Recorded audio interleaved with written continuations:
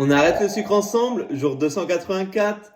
Let's go, une journée dans mon assiette où je te montre tout ce que je mange et qui m'a permis de perdre 42 kilos depuis le 11 juillet 2024. Et du coup pour ce matin j'ai pris une pomme et mon collagène. Ensuite on est parti au restaurant chinois, c'était vraiment pas prévu, on est allé faire quelques courses. Puis de base c'était prévu qu'on mange hit salade mais on a fini au resto chinois et je sais pas si vous avez vu. Mais ma première bouchée ça a été du Minster et oui j'ai vu qu'ils avaient du Minster, je ne pouvais pas ne pas en prendre. Du coup j'ai pris des sushis et surtout ceux avec le thon et celui avec l'avocat au-dessus, il était juste incroyable. Je sais pas si vous avez vu à ma tête mais ça s'est remarqué. Ensuite j'ai pris une assiette de frites avec des beignets de calamar, des sticks de mozza, des champignons et mes pommes de terre sautées parce que ça c'est juste incroyable. Je ne peux pas ne pas en manger dans un resto chinois. En vrai à chaque fois que je vais dans un resto chinois je prends toujours la même chose. Et là je sais pas si vous voyez mon petit sourire niais mais j'étais vraiment content. Mon chéri m'a fait au wok des bœufs au fromage mais c'est vrai que moi je fais jamais de wok. J'ai toujours la flemme d'aller au wok et là ça m'a fait vraiment plaisir parce qu'il y allait sans que je lui demande et c'était trop mignon. Du coup pour ma énième assiette j'ai mangé des champignons, du poulet, de nouveau des bœufs au fromage et franchement c'est vraiment mon truc préféré dans les chinois. Et je suis enfin passé au dessert, j'ai pris des raisins malheureusement avec des pépins, du melon jaune et j'ai goûté ça mais je ne sais pas ce que c'est, je pense que c'est du litchi. Mais vu à ma tête ça devait se voir que j'ai pas trop aimé. On en a profité aussi pour récupérer nos chaises hautes qu'on avait commandées il y a 15 jours et là je vous ai montré le avant parce que oui